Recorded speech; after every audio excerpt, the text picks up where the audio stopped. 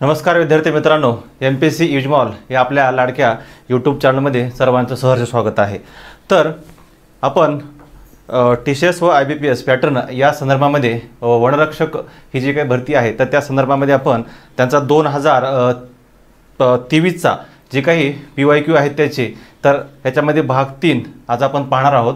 त्यामध्ये याच्या अगोदर सुद्धा आपण 2 भागामध्ये जे काही प्रश्न आलेत किंवा ते प्रश्नाचं जे काही विश्लेषण आहे तर ते विश्लेषण आपण याच्या अगोदर पाहिलेलं आहे। तर आजच्या लेक्चरमध्ये आपण त्या संदर्भातले काही प्रश्न निवडक प्रश्न आपण घेतलेले आहेत जे की वारंवार त्याचं म्हणजे विचारणा करण्यात आलेली किंवा ते प्रश्न रिपीटेशन झालेले आहेत। तर त्या संदर्भामध्ये आज आपण जे काही म्हणजे आवश्यक असे प्रश्न आहेत त्यामध्ये मणी असेल किंवा व्याकरणाच्या दृष्टीने जे काही महत्त्वाचे प्रश्न आहेत की त्याचं वारंवार रिपीटेशन झालेलं आहे। तर आता प्रश्नाचा जो सराव आहे तर प्रश्नाच्या सरावामुळे काय होतं की तुम्हाला जास्तीत जास्त सरावामुळे तुमच्यामध्ये दृढीकरण जे आहे ते दृढीकरण येतं व प्रश्नाचे जे काही उत्तराची उकल आहे ते उकल किंवा प्रश्न म्हणजे उत्तर काय असू शकतं हे आपण लवकरात लवकर त्याचं टॅकल आपण करू शकतो किंवा त्यामध्ये तुम्हाला लगेच समजतं की याचं उत्तर काय आहे व प्रश्नाला काय म्हणायचं आहे।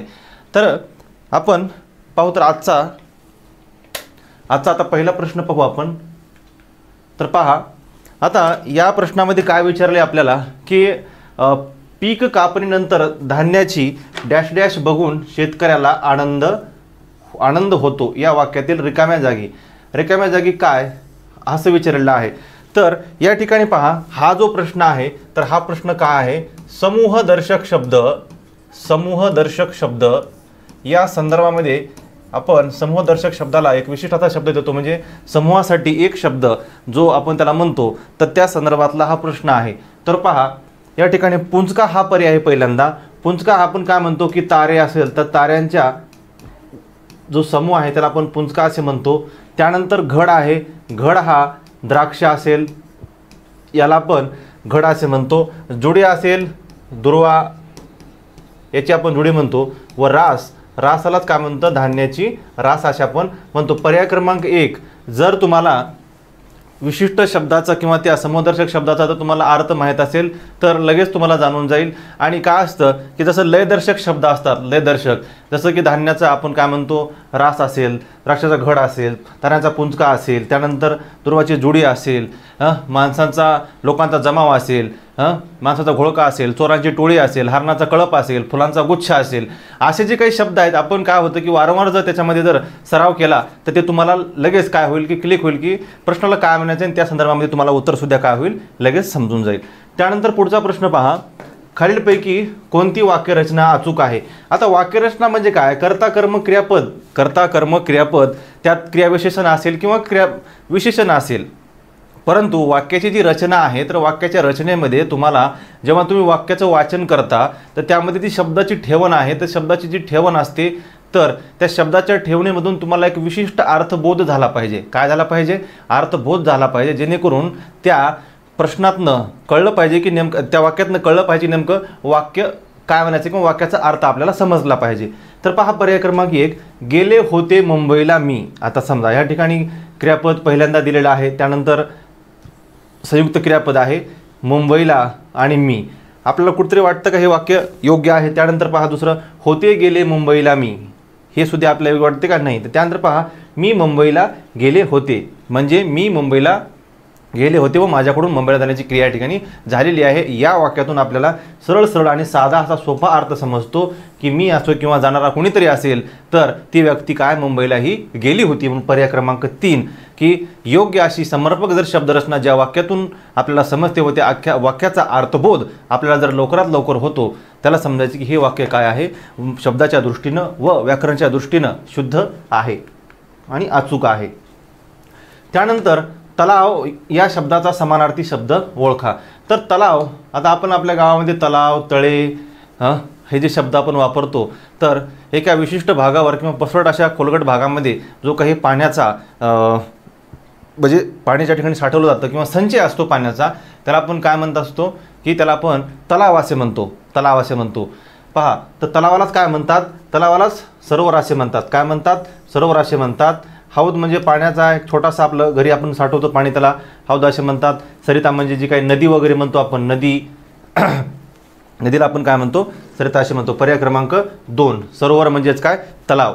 खालील वाक्यातील सर्वनाम ओळखा. काय ओळखायचे, सर्वनाम. तर सर्वनाम म्हणजे काय नेमकं, तर नामाऐवजी येणारा जो शब्द आहे, म्हणजे नामाचं जे काही होणारं, वारंवार आपण नामाचा वापर एखाद्या वाक्यात जर करत असोल तर काय होतं की रोहन गावाला गेला, रोहन शाळेत जातो, रोहन खूप हुशार आहे. वारंवार त्या ठिकाणी आपलं नाम वापरायचं आहे का, तर नाही. तर त्या नामाविषयी आपल्याला काय करायचं आहे, विशिष्ट म्हणजे सर्वनाम वापरायचं आहे. म्हणजे नामाची त्या ठिकाणी होणारी जी काही पुनरावृत्ती आहे तर ती पुनरावृत्ती आपल्याला टाळायची आहे. तर पहा, हा माझा रुमाल आहे, हा माझा रुमाल आहे. तर या ठिकाणी नामाऐवजी काय केलं आहे की हा शब्द वापरलेला आहे. म्हणजे या ठिकाणी आपण कुठलं नामसुद्धा घेऊ शकलो असतो, परंतु आपलं नाम या ठिकाणी घेतलेलं नाही आहे. म्हणून पर्याय क्रमांक 2 हा माझा रुमाल आहे या वाक्यातील हा काय आहे, सर्वनाम आहे. त्यानंतर पुढचा प्रश्न पहा. खालील वाक्यातील विशेषण ओळखायचे आपल्याला. काय ओळखायचे, विशेषण. तर विशेषण म्हणजे काय, तर नामाविषयी जे काही विशेष माहिती सांगतं, नामाविषयी जे काही विशेष माहिती सांगतं याला आपण विशेषण म्हणतो. की आता समजा रोहन हा हुशार मुलगा आहे. काय आहे, हुशार मुलगा आहे. परंतु रोहन कसा आहे, रोहनबद्दल माहिती जी आहे, रोहन कसं विशेष आहे त्याचं, तर हे हुशार शब्दातून या ठिकाणी सांगितलं जात आहे. म्हणून त्या ठिकाणी रोहनबद्दल माहिती काय, हुशार या शब्दातनं कळते. म्हणून हुशारी काय आहे, विशेषण आहे या वाक्यातलं. तसं या वाक्यामध्ये पहा, जांभळे म्हणजे काय, तर जांभळे म्हणजे काय, आपण जांभूळ जे फळ आहे आपल्यातलं, जांभूळ जे आपण फळ म्हणतो, त्या जांभूळ या फळाविषयी या ठिकाणी सांगितलेलं आहे. तर पहा, जांभूळ कसा आहे, आंबट आहे. कसा आहे, आंबट आहे. म्हणजे या जांभळाविषयी किंवा या नामाविषयी ते काय माहिती सांगते, त्याचं नामाचं विशेषण सांगते. म्हणून आंबट जे आहे, तर आंबट ह्या वाक्यामध्ये काय आहे, विशेषण आहे. कारण जांभळाविषयी तो सविस्तर माहिती सांगते. जांभळं कशी आहेत, जांभळाची चव काय आहे, त्याबद्दल ते विशेष माहिती सांगत आहे. त्यानंतर इतिश्री करणे. आता इतिश्री आणि ओणामा, इतिश्री आणि समजा इतिश्री आणि ओणामा. ओणामा म्हणजे काय, प्रारंभ करणे. ओणामा म्हणजे काय करणे, प्रारंभ करणे किंवा सुरुवात करणे. काय करणे, प्रारंभ करणे किंवा या ठिकाणी आपण काय म्हणू, सुरुवात करणे. परंतु इतिश्री करणे किंवा आपण म्हणतो या एखाद्या कार्याचा मी इतिश्री केला, काय केला, शेवट केला, ते कार्य मी संपून आलं. तर इतिश्री करणे म्हणजे काय, तर एखाद्या कार्याचा शेवट करणे. काय करणे, एखाद्या कार्याचा शेवट करणे म्हणजे काय, तर त्या कार्याचा इतिश्री करणे आपण त्याला म्हणतो. त्यानंतर पहा, ऐकावे जनाचे करावे मनाचे. पहा, आपल्याला समाजामध्ये वावरत असताना किंवा आपल्या समाज जीवनामध्ये जगत असताना आपल्या अवतीभोवती सभोवताली बरेच जे काही आपले मित्र, आपले सहपाठी जे असतात, ते आपण काय करत असतो, समजा एखादं आपल्याला कुठलं तरी कार्य करायचं आहे, त्या संदर्भातलं आपण आपल्या सहकार्यासोबत, आपल्या घरच्यासोबत विचार विमर्श करतो. प्रत्येकाचा आपण सल्ला घेतो, प्रत्येकाची राय घेतो. परंतु ते घेत असताना काय होतं की जितकं आता आपल्याला लोक किंवा जितके जण आपल्याला सांगतील त्या संदर्भात प्रत्येकाचं मत, प्रत्येकाचा विचार प्रवाह हा वेगवेगळा येत असतो. काय होतो, वेगवेगळा येतो. त्यामुळं या ठिकाणी आपल्याला काय करायचं आहे की सगळ्यांचं ऐकायचं आहे, परंतु काय करायचं आहे, मनाचं करायचं आहे. तर पहा या ठिकाणी काय म्हणलं त्यानं, तर कोणत्याही गोष्टीचा अतिरेक वाईट असतो, चूक आहे. दोन्हीकडून सारख्याच अडचणी येणे, एका आड विहीर असं आपण म्हणतो. त्यानंतर भांडचा दोष एका पक्षाकडे असत नाही, हे सुद्धा चुकीचं आहे. शेवट बघा, सर्वांचा विचार घ्यावा, आपणास योग्य वाटेल तेच करावे. म्हणजे ऐकावे जनाचे करावे मनाचे. म्हणजे सर्वांचा विचार घ्यायचा, परंतु जे आपल्याला आवडते, जे आपल्या मनाला योग्य वाटते तेच या ठिकाणी करायचं आहे. त्यानंतर अंग काढून घेणे. अंग काढून घेणे म्हणजे काय नेमकं, तर एखाद्या कार्यातून बाहेर पडणे किंवा जबाबदारी टाळणे. काय करणे, जबाबदारी टाळणे, अंग काढून घेणे, जबाबदारी टाळणे. त्यानंतर एखाद्या कार्याला नकार देणे किंवा त्या ठिकाणी एखादं कार्य करत असताना त्या ठिकाणी फक्त उपस्थिती दर्शवणे, परंतु त्यामध्ये प्रत्यक्ष सहभाग न घेणे, त्याला आपण काय म्हणतो, अंग काढून घेणे. यालाच काय म्हणतात, जबाबदारी टाळणे. वाक्याचा या ठिकाणी नाहक शेवट करणे किंवा आरडाओरड करणे याचा कुठेही या ठिकाणी अर्थार्थी संबंध येत नाही.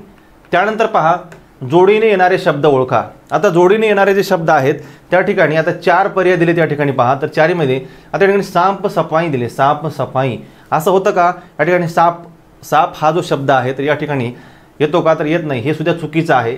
त्यानंतर पहा, साप स्वच्छ येतं का, येत नाही साप स्वच्छ. कारण जे जोडीने येणारे शब्द आहेत ते उच्चारत असताना त्यामध्ये एक लय आहे. काय आहे? त्यामध्ये एक लय आहे आणि असं वाटतं की हे याच्या सोबतच आहे. जसं की पती पत्नी असेल समजा, काय असेल नंबर 1. आता पहा, पती पत्नी असेल, पती पत्नी, त्यानंतर समजा बरे वाईट, काय बरे वाईट, त्यानंतर सुख दुःख, सुख दुःख, त्यानंतर आघळ पघळ. आता हे शब्द जेव्हा तुम्ही वाचता तेव्हा तुम्हाला काय वाटतं की हे शब्द कसे जोडीनंच आलेले आहेत किंवा जोडीनंच येणारे आहेत, कारण त्याचा उच्चार करत असताना असं वाटत नाही की हा शब्द यापासून वेगळा आहे. काय आहे? वेगळा आहे असं त्या ठिकाणी दिसत नाही. त्यानंतर पहा, सफाई स्वच्छता, हे सुद्धा या ठिकाणी कुठं योग्य दिसत नाही. हां, इथे पहा 4 नंबर, साफ सफाई. काय? साफ सफाई हा या ठिकाणी जोडीनं येणारा शब्द आहे. इथं प आहे, प असल्यामुळे हे चुकीचं आहे, परंतु त्या ठिकाणी काय आहे? फ म्हणजे त्या ठिकाणी योग्य शब्द आहे किंवा योग्य अक्षर काय आहे? फ. साफ सफाई म्हणजे स्वच्छता करणे. त्यानंतर पहा, खालीलपैकी प्रथम पुरुष, प्रथम पुरुष, जे की प्रथम पुरुष म्हणजे काय? स्वतःसाठी वापरले जाणारे सर्वनामे, स्वतःसाठी. मी, आम्ही, आपण. द्वितीय तू, तुम्ही जे आहे तर ते द्वितीय आहे, तू किंवा तुम्ही. आणि तृतीय म्हणजे जो जी जे हा हे जे आहेत, जो जे जे तो ती ते जे आहेत, तर त्या ठिकाणी काय आहेत? ते तृतीय आहेत. तर या ठिकाणी पहा, हां, तो ती ते हे तृतीय आहेत, हे तृतीय पुरुषी आहेत. हे काय आहेत? हे तृतीय पुरुषी आहेत. त्यानंतर तो तुम्ही तुप हे काय आहेत? हे द्वितीय आहेत. आणि हे काय आहे? हे प्रथम पुरुष आहेत. म्हणजे जेव्हा आपण स्वतःसाठी बोलण्यासाठी जेव्हा आपण एखाद्या सर्वनामाचा वापर करतो त्याला आपण काय म्हणतो? प्रथम पुरुषी. स्वतःसाठी म्हणजे मी, आपण जे आहे, मी, आम्ही, आपण जे आहे ते आपण स्वतःसाठी वापरतो त्याला प्रथम पुरुष म्हणतात. आणि द्वितीय पुरुष जो आहे जेव्हा आपण समोरच्यासाठी जेव्हा वापरतो, समोरच्यासाठी, त्याला आपण द्वितीय म्हणतो. आणि जेव्हा आपण इतरत्र तिसऱ्यासाठी जो आपण वापर करतो त्याला आपण काय म्हणतो? तृतीय पुरुषी. म्हणजे तो, त्या, ती जे हा शब्द आहेत, तर हे पहा, तो ती ते हा तृतीय आहे. त्यानंतर हा हे सुद्धा आपण त्या ठिकाणी वापरत असतो. तो तुम्ही हे काय आहे? द्वितीय आहे. त्यानंतर पहा पुढचा प्रश्न, खालीलपैकी प्रमाण लेखन. आता प्रमाण लेखन म्हणजे या ठिकाणी उष्ण हा जो शब्द आहे, काय आहे? उष्ण. आता हा उष्ण या ठिकाणी पहा, उष्ण हा चुकीचा आहे.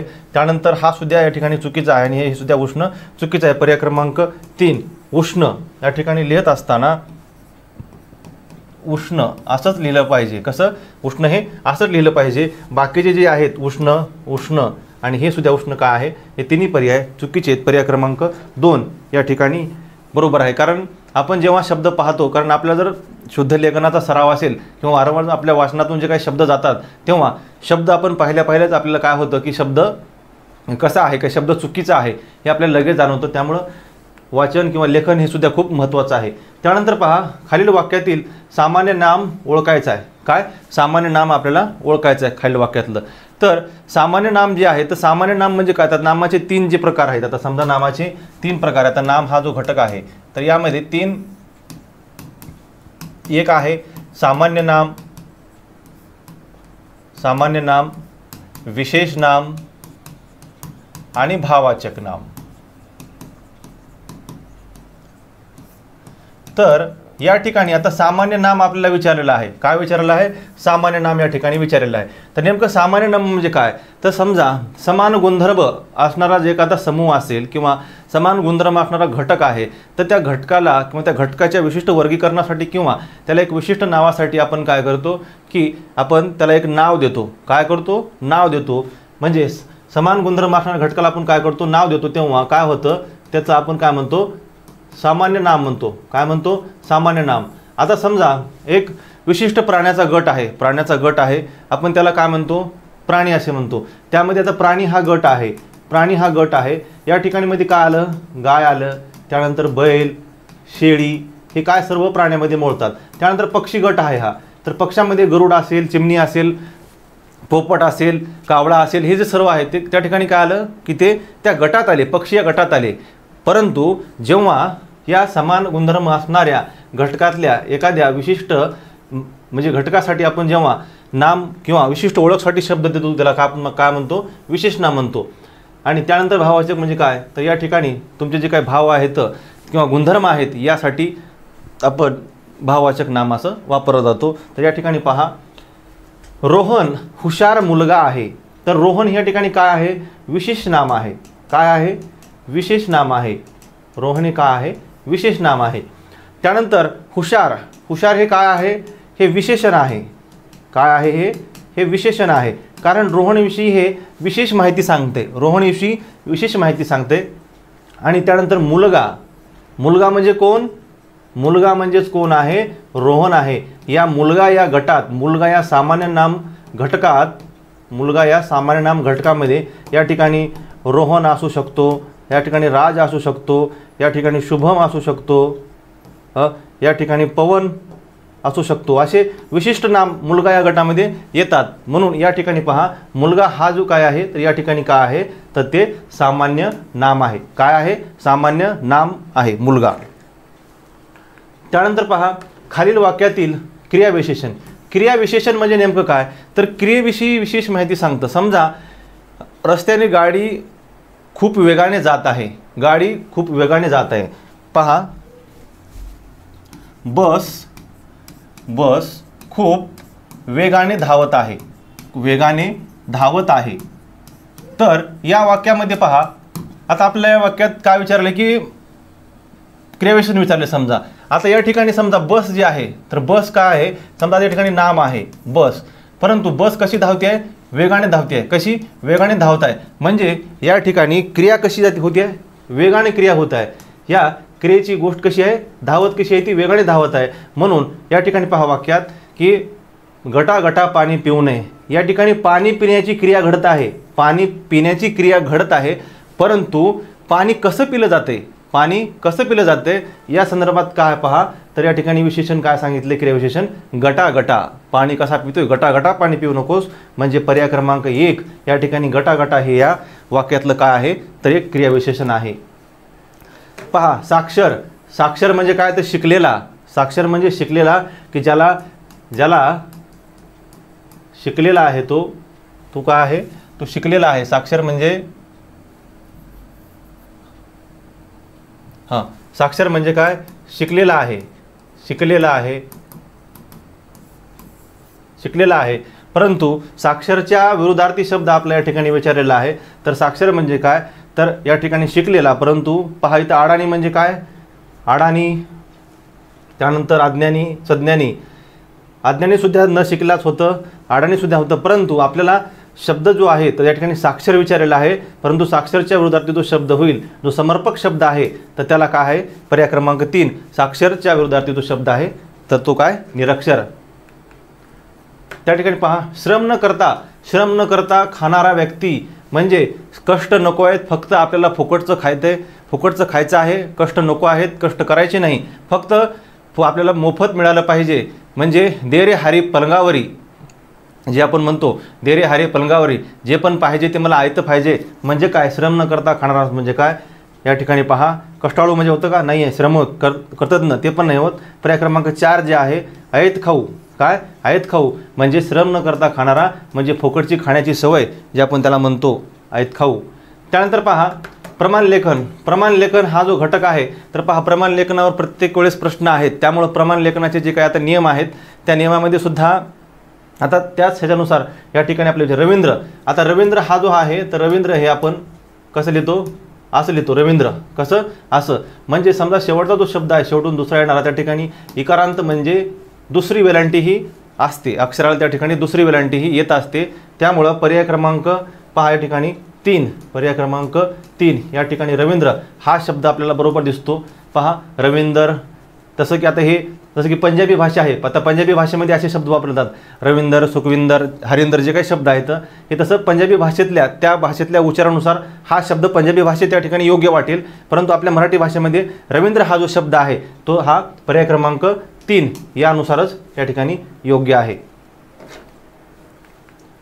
त्यानंतर पहा, खालील कोणती वाक्यरचना. आता वाक्यरचना अचूक आहे म्हणजे शब्दाची जी योग्य ठेवण आहे, शब्दाची जी काही योग्य ठेवण आहे की त्या ठिकाणी जसं वाक्याचं स्वरूप असतं, क्रिया म्हणून कर्म म्हणजे कर्ता कर्म क्रियापद, त्यामध्ये मग आता कर्माविषयी कर्त्याविषयी जी काही विशेषणं आहेत किंवा क्रियेविषयी जी काही त्या ठिकाणी क्रियाविशेषणं सांगितले त्या संदर्भात पहा. आता मिरची आवडते पोपटाला खूप, मिरची आवडते या ठिकाणी थोडंसं उद्गारवाचक या संदर्भात त्यांनी बनवलेलं आहे. परंतु आपल्याला वाक्य कसं पाहिजे, साधं आणि विधानार्थी वाक्य पाहिजे, जेणेकरून त्या वाक्याचा आपल्याला सरळ सरळ अर्थ हा समजला पाहिजे. तर पहा, पोपटाला मिरची खूप आवडते, पोपटाला मिरची खूप आवडते, पर्याय क्रमांक 3 या ठिकाणी आपल्याला हे वाक्य काय विधानार्थी साधं आणि सरळ शब्दरचना असलेलं वाक्य आहे की पोपटाला मिरची खूप आवडते, पर्याय क्रमांक 3. त्यानंतर माझे नाव कविता आहे, माझे नाव कविता आहे. पहा, माझे नाव कविता आहे. तर या वाक्याचा प्रकार ओळखायचा आपल्याला. पहा, या वाक्यातला प्रकार जो आहे या ठिकाणी आज्ञार्थी दिले, तर आज्ञार्थीमध्ये या ठिकाणी तुम्हाला कुठं शिस्त समजा नियम या ठिकाणी तुम्हाला कुठं दिसतोय का, नाही. त्यानंतर पहा संकेतार्थ, संकेतार्थ म्हणजे काय, तर या ठिकाणी जी शक्यता आहे किंवा संकेता आहे. तर त्यानंतर विधानार्थी म्हणजे साधं एक विधान असलेलं वाक्य. त्यानंतर विद्यार्थी वाक्य. पहा, तर या ठिकाणी काय, फक्त माझे नाव कविता आहे, एक साधं या ठिकाणी विधान आहे. काय आहे, एक साधं विधान आहे, त्यामुळे पर्याय क्रमांक 2 विधानार्थी, पर्याय क्रमांक 2 विधानार्थी वाक्य आहे हे. त्यानंतर पहा, इकडे आड आणि तिकडे विहीर, इकडे आड आणि तिकडे विहीर, आणि मध्ये आपण लटकलेलो आहोत, म्हणजे इकडे जावे तर मागं सुद्धा विहीर आहे आणि इकडे जावं तर काय आहे, आड आहे. म्हणजे समोरही संकट आहे आणि पाठीमागे संकट आहे, अशी स्थिती या ठिकाणी आहे. याचा आपल्याला काय करायचं आहे, या म्हणीचा आपल्याला अर्थ सांगायचा आहे. तर दोन्हीकडून सारख्याच अडचणी सापडणे म्हणजे काय, तर इकडे आड असणे आणि तिकडे विहीर असणे. त्यानंतर पहा, बागेत फुलांचे डॅश डॅश फुलले होते. काय फुलले होते, हार हा फुलापासून एका दोरखंडामध्ये आपण जेव्हा हे होतो म्हणजे त्याला आपण वोतो असं त्याचा आपण हार तयार करत असतो, त्यामुळं तो आयताच त्या ठिकाणी हार बनतो का, तर बनत नाही. त्यानंतर गुच्छ हा सुद्धा बनवला जातो, माळी वगैरे गुच्छ बनवतात. त्यानंतर रोप जे आहे, तर रोप आपल्याला लावावं लागतं, तेव्हा त्याचं कुठंतरी लहानसं रोपटं तयार होतं त्या बीजापासून, त्याला आपण रोप असं म्हणत असतो. ती एक प्राथमिक अवस्था आहे झाडाची किंवा कुठल्याही फुलाची, कुठल्याही रोपाची किंवा कुठल्याही झाडाची ती प्राथमिक अवस्था म्हणजे रोप आहे. ताटवे, हां ताटवे म्हणजे काय, तर नेमकं आता बागेत फुलं फुलतात. आता समजा काही वेली असतात की त्या वेलीला त्या एकमेकांमध्ये त्या झाडामध्ये गुंफण तयार होते व सर्वत्र जेव्हा फुले येतात तेव्हा त्याचा काय दिसतो, एक असा ताटवा दिसतो. म्हणजे फुलं हे असे चौफेर त्या ठिकाणी असे पसरलेले दिसतात, त्याला काय म्हणतात, फुलांचे ताटवे. फुलांचे ताटवे होते, म्हणजे पर्याय क्रमांक 3 फुलांचे ताटवे. त्यानंतर पहा, नमस्कार करणे. नमस्कार करणे या शब्दाचा आपला समानार्थी शब्द या ठिकाणी विचारलेला आहे. तर नमस्कार म्हणजे काय, समजा आपण समाजामध्ये वावरत असताना किंवा तुमच्या व्यावहारिक जीवन असो किंवा सामाजिक असो, त्या ठिकाणी तुम्ही जेव्हा पाहुण्यांच्या घरी जाता किंवा तुमच्या ओळखीची व्यक्ती तुम्हाला भेटते तेव्हा तुम्ही काय करता, सहजपणे प्रत्येकाच्या भाषेमध्ये आता कोणी रामराम करत असेल, कोणी आदाब करत असेल किंवा कोणाचा ससरेकाल असेल, परंतु एक जो काही शब्द किंवा जी परंपरा आहे, जी वंदन करण्याची प्रक्रिया आपण त्याला म्हणतो की झुकून पुढल्या माणसाला नमस्कार करणे म्हणजे काय करणे, तर वंदन करणे. काय करणे, वंदन करणे, एखाद्याचं आदरातिथ्य करणं आपण ज्याला म्हणतो. तर तो एक नमस्कार शब्द हा जो आहे एक आदरातिथ्य दर्शक शब्द आहे. कसा आहे, एक आदरातिथ्य दर्शक हा शब्द आहे. त्यामुळं नमस्कार म्हणजे काय, तर नमस्कार म्हणजे काय, एकाला वंदन करणे किंवा त्याला काय आपण म्हणतो, प्रणाम करणे. काय करणे, प्रणाम करणे. पर्याय क्रमांक 2 नमस्कार या शब्दाचा समानार्थी आहे. त्यानंतर अतिशय काळजीने जपणूक करणे हा अर्थ असलेला वाक्प्रचार आपल्याला त्या ठिकाणी ओळखायचा आहे. अतिशय काळजी किंवा जपणूक करणे, अतिशय काळजी किंवा जपणूक करणे म्हणजे काय. आता पहा, आता आपली आईसुद्धा काय म्हणत असते वारंवार, आई असेल की आता वडील असते, कुणी असो आता आपल्या घरातलं, तर जेव्हा आपली त्यांना काळजी वाटते किंवा आपण जेव्हा बाहेर जातो किंवा एखादी समजा तुम्हाला कुठेतरी खरचटलं असेल किंवा कुठेतरी लागलं किंवा तुम्ही रस्त्यात जाताना पडलात, तेव्हा तुमची आईसुद्धा म्हणत असते की मी याला आतापर्यंत काय केलं की तळ हातावरल्या फोडाप्रमाणे जपलेलं आहे. म्हणजे अतिशय नाजूक जी काही परिस्थिती असते, अतिशय नाजूक परिस्थिती असते किंवा मी तुला अतिशय काळजीनं, अतिशय तुला जबाबदारीनं आजपर्यंत जपलेलं आहे. म्हणजेच काय की तळ हातावरल्या फोडाप्रमाणे अतिशय काळजीनं, अतिशय वात्सल्यानं, मायेनं, प्रेमानं या ठिकाणी काय केलेलं आहे, मी जपलेलं आहे. तर पहा या ठिकाणी कुठे दिसतं का तळ हाताचा फोड, हां आई वडिलांनी मला तळ हाताच्या फोडाप्रमाणे जपलं, म्हणजे अतिशय प्रेमानं, अतिशय काळजीनं या ठिकाणी जपलेलं आहे किंवा म्हणजे जपणूक केलेली आहे की मी त्यांचा अतिशय चांगला बाळ आहे म्हणून पहा.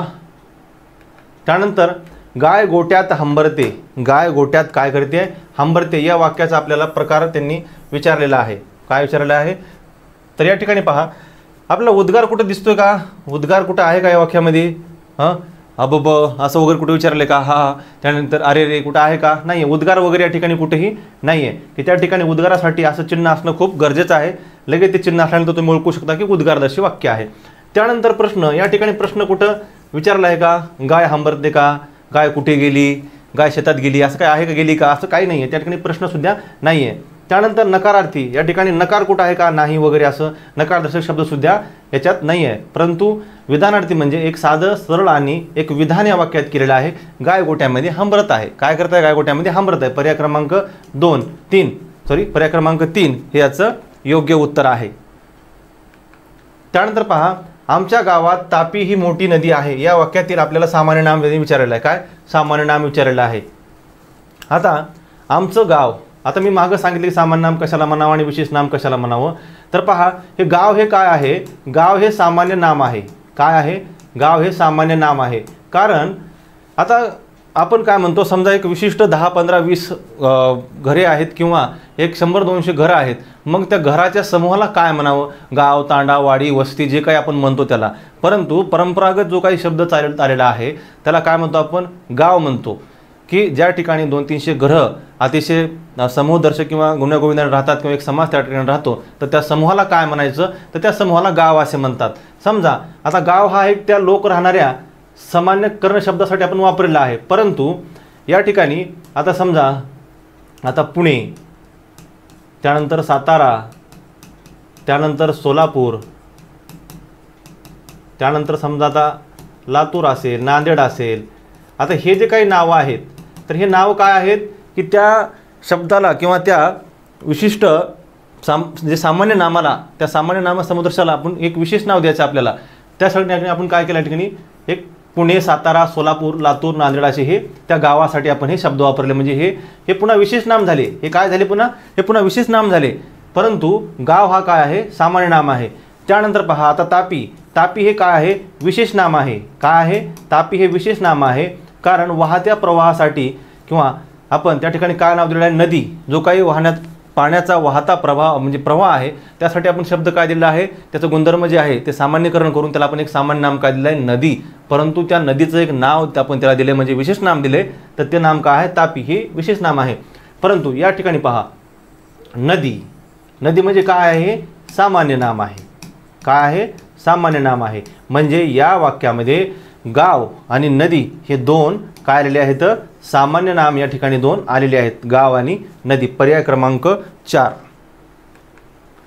त्यानंतर पहा माझ्या आजारानंतर मला आता थोडेफार चालवते. चालवते या ठिकाणी काय आहे, शक्यता आहे. शक्यता दर्शवलेली आहे. कारण मला आता चालवत आहे, हे मला आता शक्य होत आहे. त्यामुळं या ठिकाणी पहा शक्य क्रियापद या ठिकाणी आहे. आता संयुक्त आहे का, गेली आहे, चालत आहे, जात आहे, असं या ठिकाणी कुठेही नाही आहे. त्यानंतर प्रयोजक म्हणजे एखाद्या प्रयोजकाकडनं किंवा प्रयुक्त आपल्याला क्रिया कोणाकडून घडत आहे का किंवा कोणी प्रयोजक आहे का या वाक्यामध्ये, तर नाही. त्यामुळे प्रयोजकसुद्धा या ठिकाणी नाही आहे आणि सिद्धसुद्धा नाही. पर्याय क्रमांक 2 शक्य क्रियापद याचं उत्तर आहे. आसक्त, आसक्त या शब्दाचा विरोधार्थी शब्द आपला ओळखायचा आहे. तर आसक्त म्हणजे काय, तर आसक्त म्हणजे वासनेच्या आहारी असलेला, वासनेच्या आहारी असलेला किंवा एखाद्या गोष्टीविषयी आपल्याला असलेला हाव किंवा त्याबद्दल असलेला लोभ आपण ज्याला म्हणू त्याला आपण काय म्हणतो, आसक्ती असे म्हणतो. तर आसक्तीच म्हणजे त्याच्या विरोधात शब्द काय आहे, तर आहे अनासक्त. म्हणजे कुठल्याही गोष्टीची किंवा कुठल्याही बाबीची वासना नसलेला त्याला आपण काय म्हणतो, अनासक्त. पर्याय क्रमांक 2. त्यानंतर लग्नघरामध्ये साखरेच्या पोत्यांची काय असते, तर या ठिकाणी पहा थप्पी काय आहे, थप्पी लावलेली असते. थप्पी कशाची असते, पोत्याची असते. आता टोळी ही समजा आता ही चोरांची टोळी असेल, त्यानंतर नोटांची गड्डी असेल, त्यानंतर थप्पी या ठिकाणी पोत्यांची आपण ही केलेली आहे. तर पर्याय क्रमांक 3, पर्याय क्रमांक 3 या ठिकाणी काय आहे, योग्य आहे.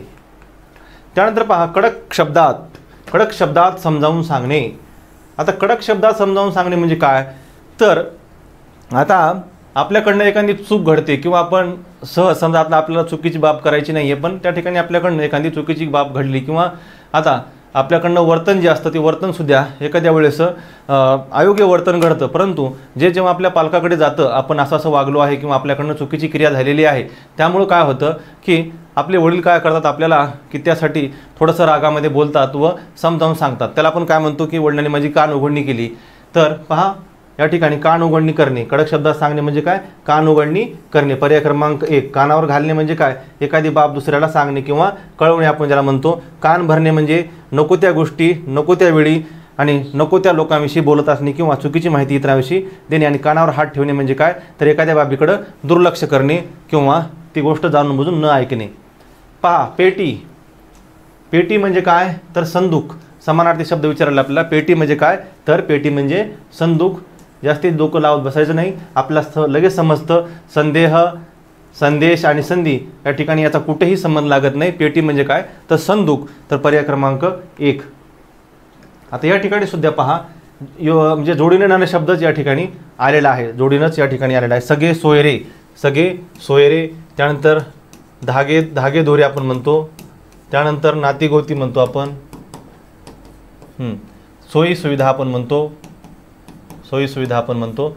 परंतु या ठिकाणी पर्याय क्रमांक 1 बघा काय आहे, सगळे सोयरे हा शब्द या ठिकाणी येईल. म्हणजे काय, तर जसे की आता धागे दोरे आहे, सोयी सुविधा आहे, नातीगोती आहे, हे काय आहेत, एकामागे एक येणारे जे काही शब्द आहेत लयबद्ध शब्द आपण त्याला म्हणतो.